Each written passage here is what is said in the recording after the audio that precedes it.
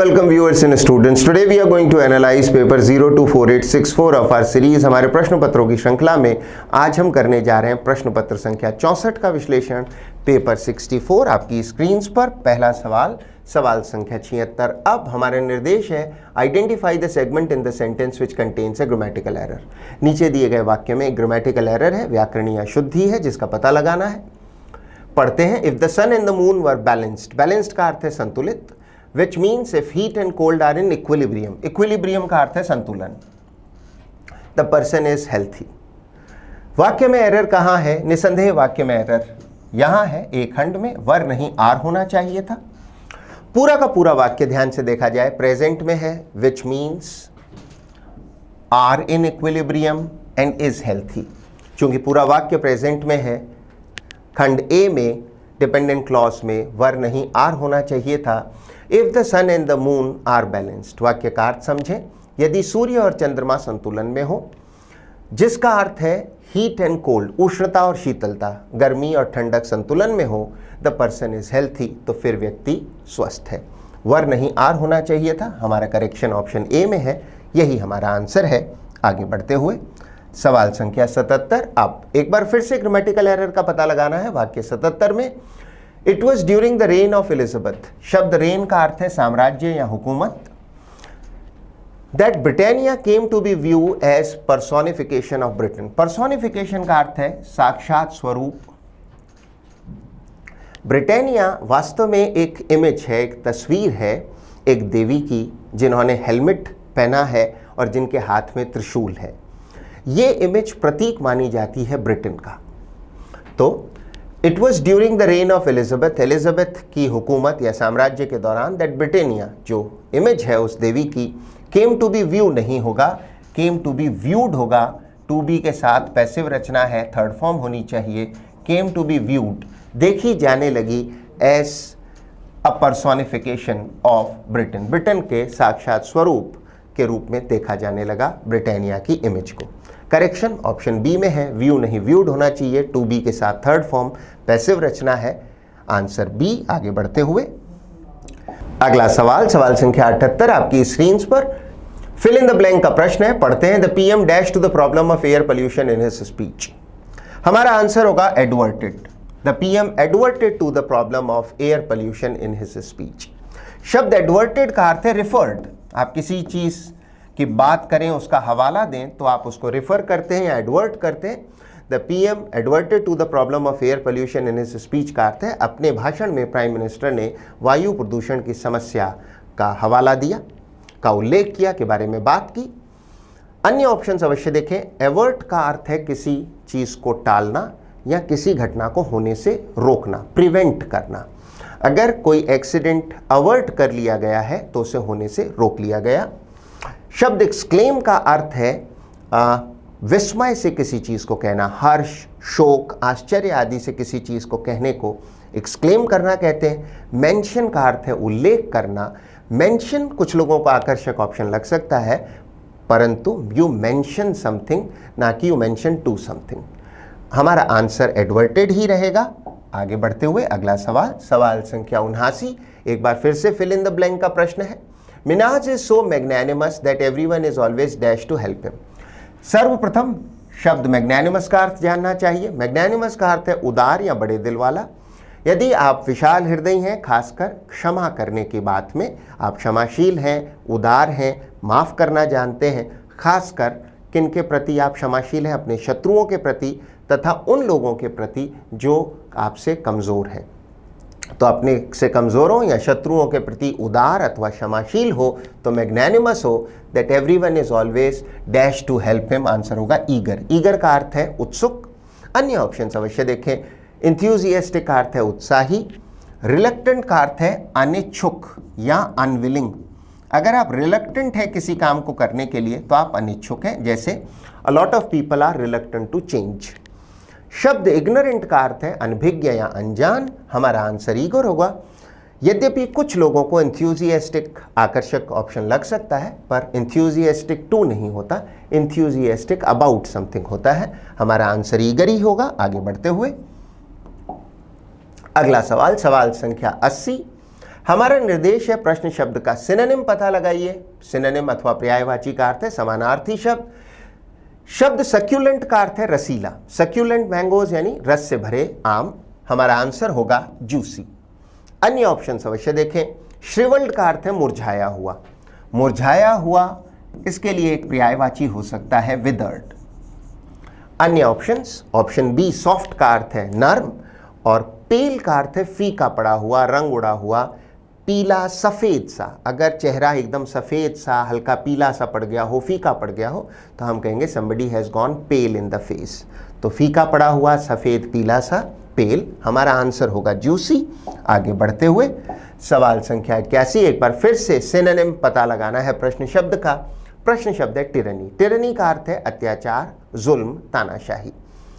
हमारा आंसर होगा एब्सोल्यूटिज्म। किसी तानाशाह को एब्सोल्यूट रूलर कहा जाता है। तो एब्सोल्यूटिज्म का अर्थ हुआ एक ऐसी व्यवस्था जिसमें जो रूलर है, जो शासक है, वो अपनी तानाशाही चलाता है और लोगों पर नेचुरली अत्याचार बहुत करता है। तो टिरनी के समकक्ष शब्द है एब्सोल्यूटिज्म। अन्य ऑप्शन अवश्य देखें। डेमोक्रेसी का अर्थ है प्रजातंत्र या लोकतंत्र। सॉवरेंटी एक बहुत अच्छा शब्द है, इसका अर्थ है संप्रभुता। हिंदी का शब्द संप्रभुता भी कुछ कठिन ही है। आम भाषा में कहें तो पूर्ण राजनीतिक स्वतंत्रता। अगर किसी देश के पास सॉवरेंटी है या कोई देश सॉवरेन देश है तो वह अंदर और बाहर से पूर्णतः स्वतंत्र है, किसी देश के अधीन नहीं है। ऑटोनॉमी का अर्थ है स्वायत्तता। नियमों के भीतर जो आज़ादी होती है उसे कहते हैं स्वायत्तता।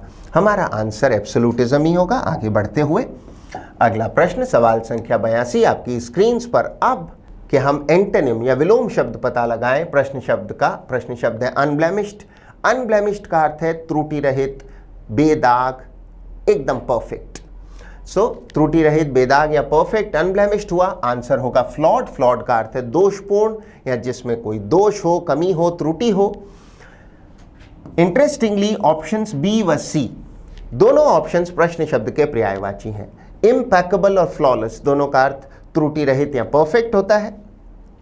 अंतिम ऑप्शन वर्चुओसो का भी अर्थ जान लेते हैं। वर्चुओसो का अर्थ है बहुत ही निपुण परफॉर्मर।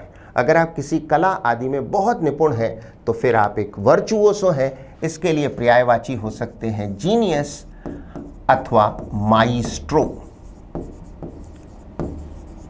हमारा आंसर निसंदेह ऑप्शन ए ही रहेगा। आगे बढ़ते हुए अगला सवाल, सवाल संख्या 83 आपकी स्क्रीन पर। फिर से एंटोनिम अर्थात विलोम शब्द बताना है प्रश्न शब्द का। प्रश्न शब्द है सेंशर। सेंशर का अर्थ है तीव्र निंदा या आलोचना, सीवियर क्रिटिसिज्म। हमारा आंसर होगा पैनेजिरिक।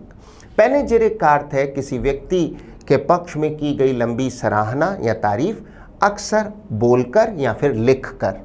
अन्य ऑप्शंस देखें। पहला ऑप्शन नॉक्शियस का अर्थ है बहुत हानिकारक या फिर पॉइजनस, वेरी हार्मफुल और पॉइजनस और टॉक्सिक।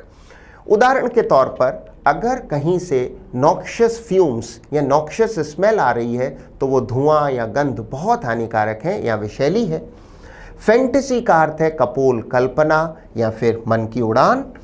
ग्रैंडियर अथवा ग्रैंडियर, ऑप्शन डी के दोनों उच्चारण सही हैं। ग्रैंडियर भी, ग्रैंडियर भी अर्थ है भव्यता या वैभव और इसके लिए पर्यायवाची होगा स्प्लेंडर, भव्यता या वैभव। प्रश्न का आंसर पैनेजिरिक ऑप्शन बी ही रहेगा। आगे बढ़ते हुए अगला सवाल, सवाल संख्या 84 आपकी स्क्रीन पर। हमें मिली है एक इडियम, एक मुहावरा जिसका अर्थ हमें बताना है नीचे दिए गए ऑप्शन से। To be on the ball, if you are on the ball you are alert, aware and you are well prepared to do something. आप पूरी तरह से सतर्क हैं, चौकन्ने हैं और तैयार हैं। हमारा आंसर होगा टू बी अलर्ट और वेल प्रिपेयर्ड। अन्य ऑप्शंस देखते हैं। To ignore something important, option A बिल्कुल नहीं। टू हैव फन, आनंद करना, बिल्कुल नहीं। चौथा ऑप्शन एक इंटरेस्टिंग ऑप्शन है, to raise the roof. Raise the roof का अर्थ है पार्टी या कोई उत्सव मनाते हुए, बहुत शोर करते हुए, आनंद करते हुए, बहुत जो आवाज़ें तेज़ हो जाती हैं, शोर सा हो जाता है, उल्लास का, उसे उस स्थिति को कहेंगे people have raised the roof. तो लोगों ने उत्सव में बहुत शोर मचाया है तो they have raised the roof.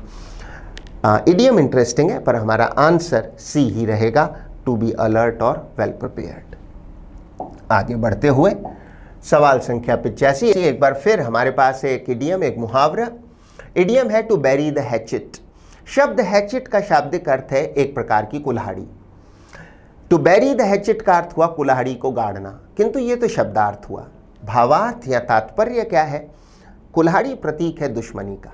To berry the hatchet का अर्थ हुआ, भावार्थ हुआ दुश्मनी को भुलाना, पुरानी दुश्मनी को खत्म करना। अगर आप पुराना झगड़ा आदि खत्म करते हैं, दुश्मनी भुला रहे हैं, you are burying the hatchet. विद्यार्थी इस शब्द के उच्चारण पर ध्यान दें, ये शब्द बरी नहीं है, बैरी है। BURY का सही उच्चारण है बैरी। टू बैरी द हैचेट हमारा आंसर होगा टू एंड अ क्वारल और कॉन्फ्लिक्ट, किसी झगड़े या लड़ाई को समाप्त करना। अन्य ऑप्शंस देखें, ऑप्शन बी देखते हैं, to revive an old enmity. Enmity है शत्रुता, पुरानी शत्रुता को फिर से जीवित करना। ये तो एंटोनिम हो जाएगा, विलोम हो जाएगा इडियम के अर्थ का। टू यूज अनफेयर मीन्स अनुचित साधनों का प्रयोग करना, या to stop using a hatchet बिल्कुल आंसर नहीं हो सकते। हमारा आंसर होगा पहला ऑप्शन ए। आगे बढ़ते हुए सवाल संख्या 86, निर्देश है to improve the bracketed part of the following sentence. नीचे एक ब्रैकेटेड खंड है, कोष्ठक में कुछ दिया है, हमें उसे इम्प्रूव करना है नीचे दिए गए ऑप्शन से।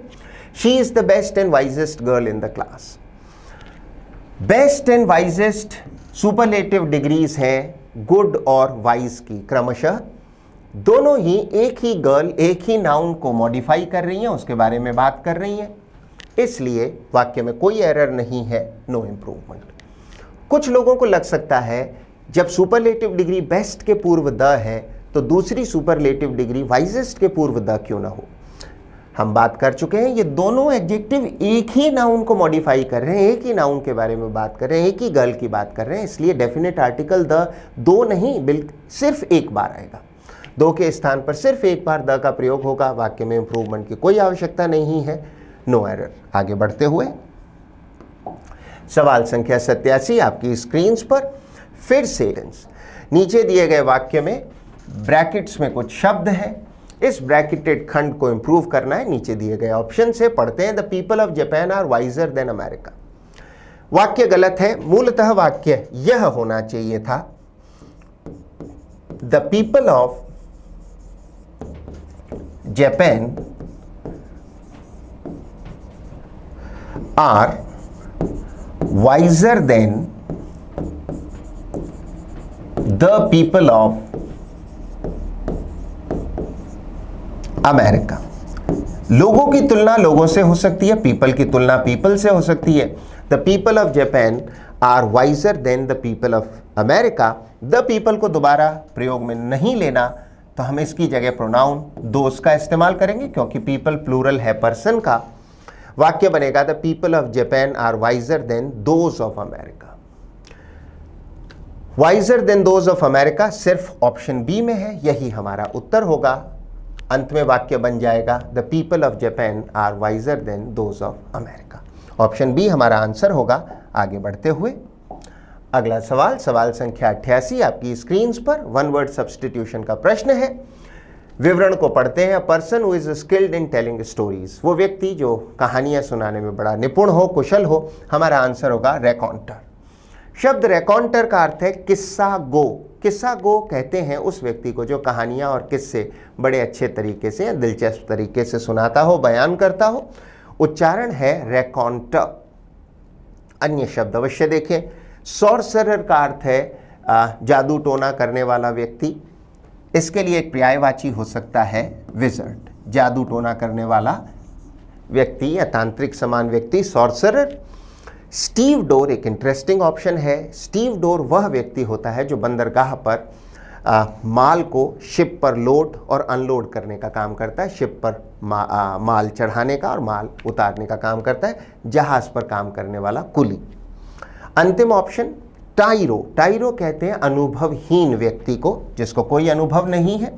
इसके लिए एक बेहतरीन पर्यायवाची हो सकता है ग्रीन हॉर्न, या फिर एन इनएक्सपीरियंस्ड पर्सन, अनुभवहीन व्यक्ति। हमारा आंसर होगा रेकॉन्टर। आगे बढ़ते हुए सवाल संख्या 89 आपकी स्क्रीन पर एक बार फिर से वन वर्ड सब्स्टिट्यूशन का प्रश्न है। हमारा डिस्क्रिप्शन है फियर ऑफ मैन, पुरुषों का भय। हमारा आंसर होगा एरेनफोबिया।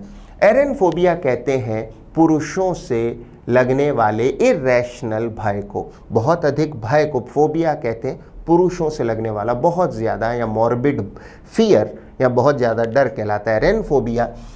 इसका एक अधिक कॉमनली यूज्ड सिनोनिम है एंड्रोफोबिया।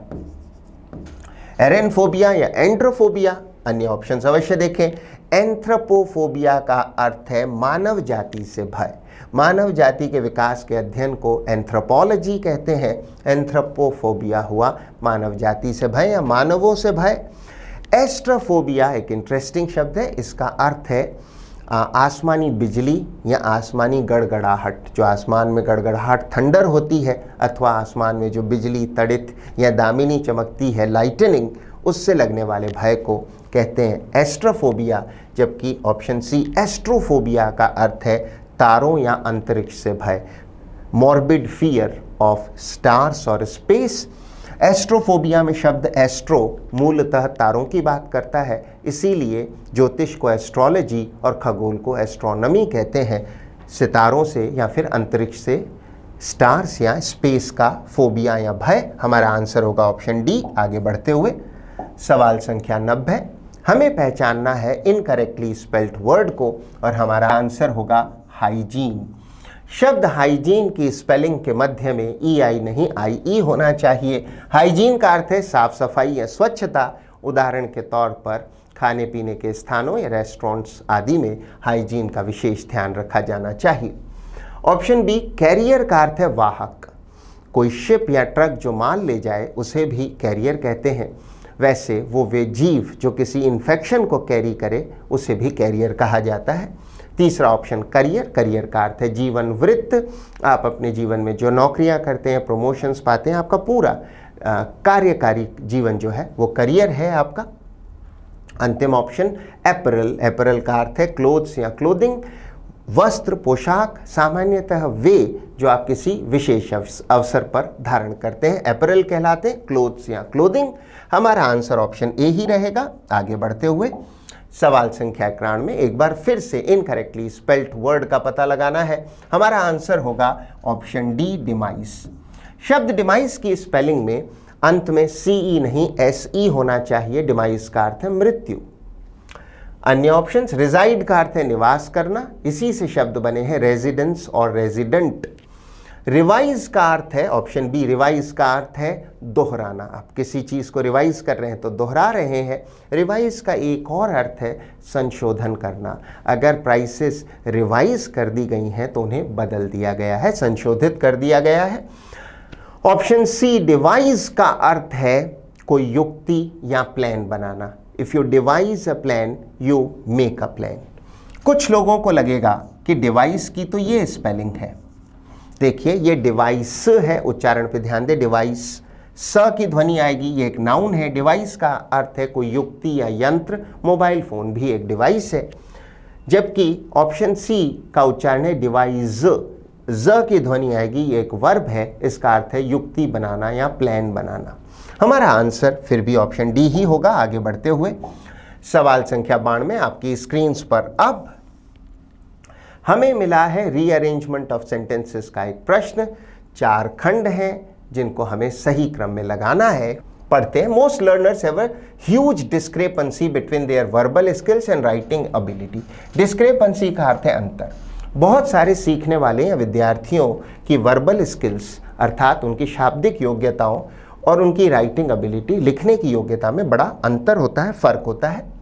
एज ए रिजल्ट, इसके परिणाम स्वरूप many learners do not right what is actually in their mind. बहुत से सीखने वाले या विद्यार्थी वो नहीं लिखते जो उनके दिमाग में है, पर डम डाउन वर्जन्स।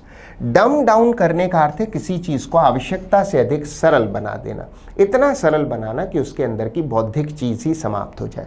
डम डाउन की थर्ड फॉर्म है डम डाउन, पास्ट पार्टिसिपल फॉर्म जो एडजेक्टिव का भी काम करती है। डम डाउन अति सरलीकृत, कुछ ज़्यादा ही सरल कर दिया गया।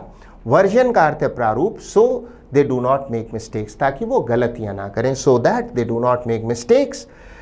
बट इन स्कूल, स्कूल में correct spelling is valued more than getting one's true vocabulary on the page. Vocabulary का अर्थ है शब्दकोश, किंतु स्कूल में स्पेलिंग सही आनी चाहिए, इस बात पर अधिक जोर होता है, ना कि विद्यार्थी की वोकैबुलरी को पेज पर लाने का, मतलब उसकी वोकैबुलरी लिखवाने का उतना महत्व नहीं दिया जाता जितनी स्पेलिंग सही होने का। They have words in their minds होना चाहिए that they could never spell. उनके दिमाग में ऐसे शब्द होते जिनका वो कभी प्रयोग नहीं कर पाते। इतना पढ़ने पर हमें खासा सटीक अनुमान हो चला है विद्यार्थियों की वर्बल एबिलिटी और जो असल में वो लिखते हैं उसमें फ़र्क के बारे में बात और उसके कारणों की बात की गई है। हमारे पास बेहतरीन लिंक्स हैं PS और SR। सबसे पहले खंड P होना चाहिए क्योंकि यही इंट्रोडक्टरी खंड है, ये बात की शुरुआत करता है। Most learners have a huge discrepancy between their verbal skills and writing ability। ज़्यादातर सीखने वाले या बहुत सारे सीखने वालों में उनकी वर्बल स्किल्स में, उनकी शाब्दिक दक्षताओं में और राइटिंग एबिलिटी, लिखने की दक्षता में बड़ा अंतर होता है। अगला खंड होना चाहिए S। They have words in their minds that they could never spell। वो क्या अंतर है? S बता रहा है उनके दिमाग में शब्द होता है जिसकी वो स्पेलिंग नहीं जानते, उसको स्पेल नहीं कर सकते। उसके उपरांत R।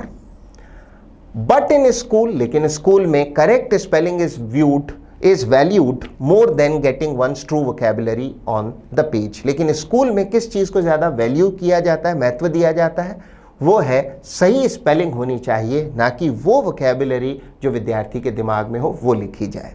और अंत में अंतिम खंड सिर्फ क्यों हो सकता है? एज अ रिजल्ट, इस सबके परिणाम स्वरूप Many learners do not write what is actually in their mind but dumb down, अति सरलीकृत, कुछ ज़्यादा ही सरल किए गए प्रारूप को लिखते हैं so that they do not make mistakes, ताकि वो गलतियाँ ना करें। ना गलती करने की गरज से वो कुछ ज़्यादा ही सरल शब्दों का इस्तेमाल करके डम डाउन वर्जन्स लिखते हैं।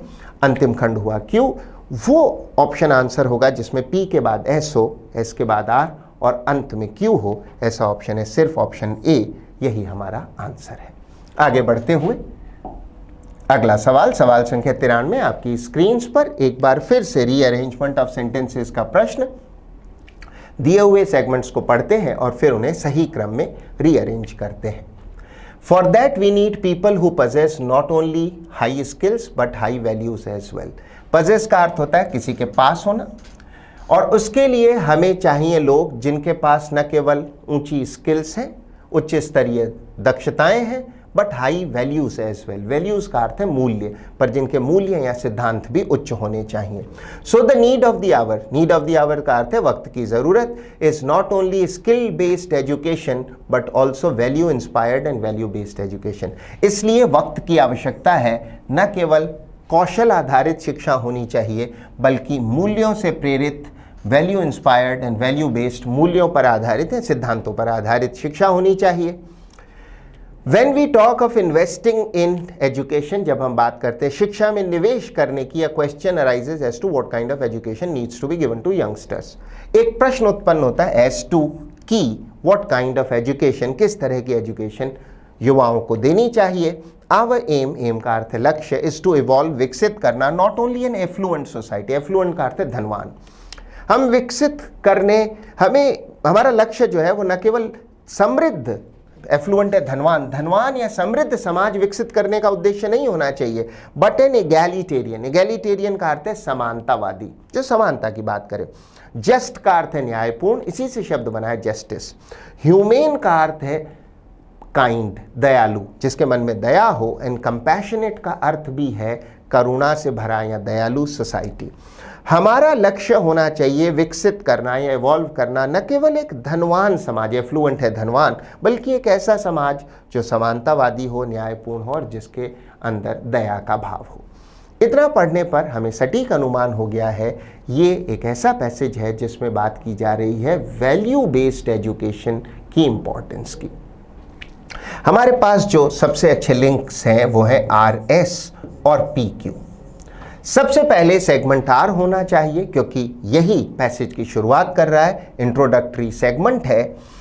When we talk of investing in education, जब हम शिक्षा में निवेश की बात करते हैं, क्वेश्चन अराइजेज, एक क्वेश्चन जन्म लेता है as to what kind of education needs to be given to youngsters, किस तरह की शिक्षा दी जाए युवकों को। आर के उपरांत एस, आवर एम, हमारा लक्ष्य होना चाहिए, इज टू या है, evolve not only an affluent society, हमारा लक्ष्य है न केवल एक धनवान समाज बनाना, but an egalitarian, just, human and compassionate society बनानी, एक समानतावादी, न्यायपूर्ण, दया से भरा हुआ समाज हमें बनाना है। उसके उपरांत पी, फॉर दैट, उसके लिए, बहुत अच्छा लिंक है, for that we need people who possess not only high skills but high values as well, उसके लिए हमें चाहिए ऐसे लोग जिनके पास न केवल उच्च कौशल हैं बल्कि उनके मूल्य भी बहुत उच्च हैं। और अंत में Q, so the need of the hour, इसके लिए वक्त की ज़रूरत है, not only skill based education but also value inspired, मूल्यों से प्रेरित एंड वैल्यू बेस्ड, मूल्यों या सिद्धांतों पर आधारित शिक्षा। कौन सा ऐसा खंड है जिसमें आर के बाद एस है और उसके उपरांत पी क्यू है? हमारा आंसर है ऑप्शन डी, अन्य कोई ऑप्शन नहीं। आगे बढ़ते हुए अगला सवाल, सवाल संख्या 94 आपकी स्क्रीन पर। अब हमारा निर्देश है दिए हुए वाक्य को पैसिव वॉइस में बदलने का। वाक्य एक्टिव वॉइस का दिया है, the ruler of the community had already passed decree against the decision. Decree का अर्थ है आदेश, डिसीजन का अर्थ है निर्णय। कम्युनिटी है समुदाय, समुदाय के शासक ने एक आदेश पारित कर दिया था पहले ही उस निर्णय के खिलाफ। जब आप किसी वाक्य को पैसिव वॉइस में बदलें तो सबसे पहले एक्टिव वॉइस में दिए गए वाक्य का टेंस पहचानें। वाक्य का टेंस है पास्ट परफेक्ट टेंस, हेड के साथ थर्ड फॉर्म, पैसिव रचना होगी हैड बीन के साथ थर्ड फॉर्म में। आंसर होना चाहिए जिसमें हैड बीन हो और थर्ड फॉर्म हो। ऐसा कौन सा ऑप्शन है जिसमें हैड बीन के साथ थर्ड फॉर्म है? हमारा आंसर होना चाहिए ऑप्शन सी। पढ़ के देखें, a decree had already been passed by the ruler, नया सब्जेक्ट डिक्री होगा। A decree had already been passed by the ruler of the community against the decision. अन्य ऑप्शंस देखते हैं। कई लोगों को पहला ऑप्शन आकर्षक लग सकता है किंतु पहले ऑप्शन में बीन अनुपस्थित है, अ डिक्री हैड ऑलरेडी पास्ड नहीं होगा, हैड ऑलरेडी बीन पास्ड होगा। बी बिल्कुल भी सही नहीं है, ना ही डी सही है, वॉज और हैज बीन हेल्पिंग वर्ब्स नहीं हो सकती। पास्ट परफेक्ट को जब पैसिव में बदलेंगे तो हेल्पिंग वर्ब होगी हैड बीन। हमारा आंसर होगा ऑप्शन सी। आगे बढ़ते हुए अगला सवाल, सवाल संख्या 95 आपकी स्क्रीन पर। निर्देश है दिए गए वाक्य को इनडायरेक्ट स्पीच में बदलना है।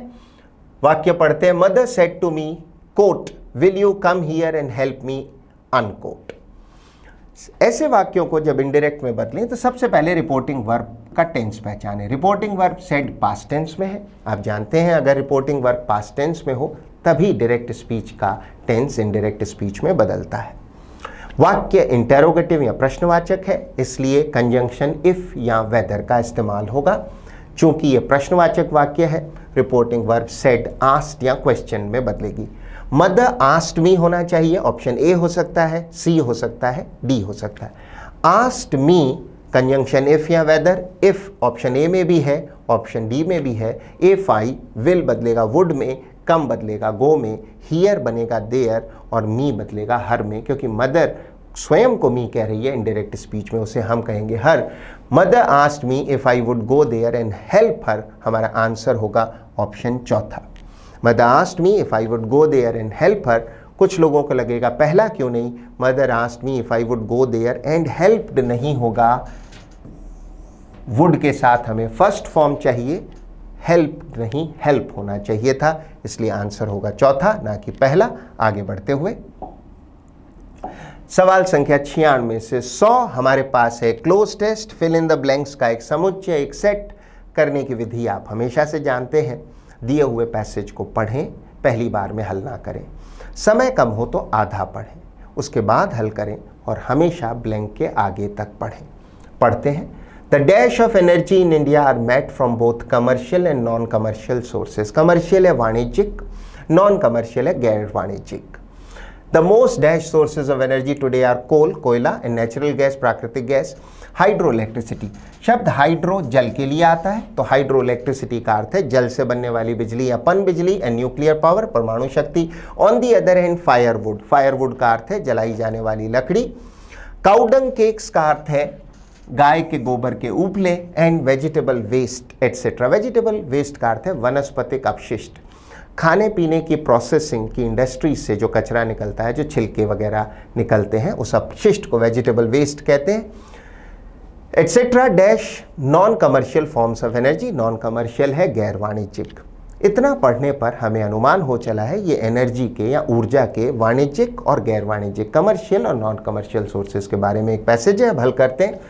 The dash of energy in India are met from both commercial and non commercial sources the requirements of energy. भारत में जो ऊर्जा की आवश्यकता है उसकी पूर्ति होती है दोनों से, वाणिज्यिक और गैर वाणिज्यिक सोर्सेज से। अन्य ऑप्शन देखते हैं। सोर्सेज हैं स्रोत, अवेलेबिलिटी है उपलब्धता, और लेसन है कम करना। भारत में ऊर्जा की आवश्यकता ना कि ऊर्जा के स्रोत। आंसर होगा रिक्वायरमेंट्स। आगे बढ़ते हुए,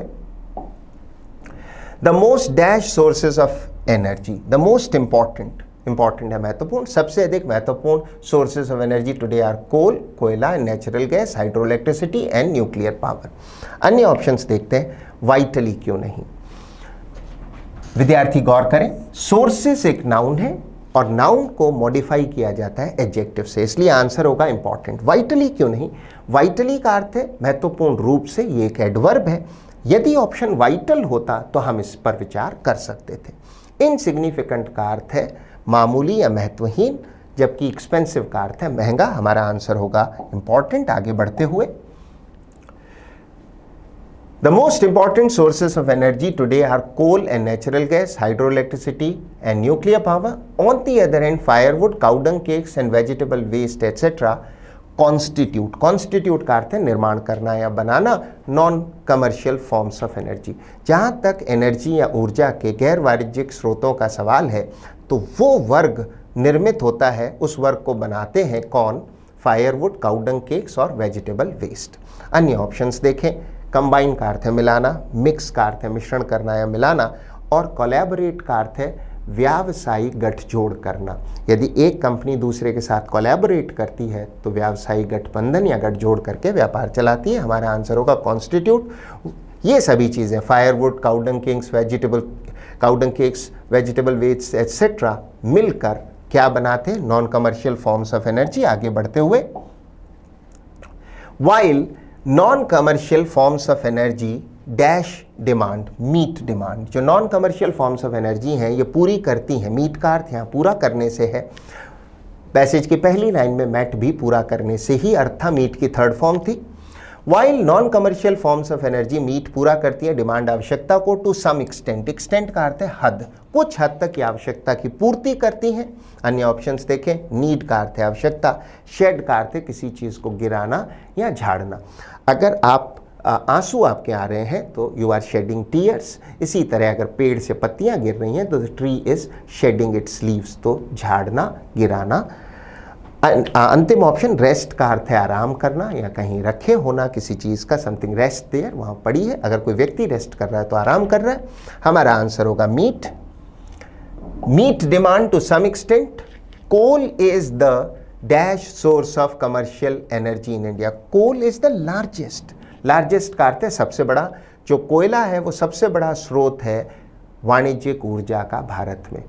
सामान्य ज्ञान है, भारत में जितनी भी ऊर्जा बनाई जाती है, उत्पन्न की जाती है, जनरेट की जाती है, उसका लगभग 2/3 थर्मल पावर या कोल से बनने वाली ऊर्जा होती है। अन्य ऑप्शंस देखें। स्मॉलेस्ट है सबसे छोटा है, हार्डेस्ट है सबसे कठोर या कठिन, हैवीएस्ट है सबसे भारी। हमारा आंसर होगा लार्जेस्ट सोर्स, सबसे बड़ा स्रोत।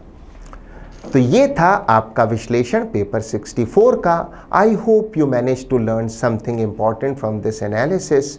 For better results watch the video once again.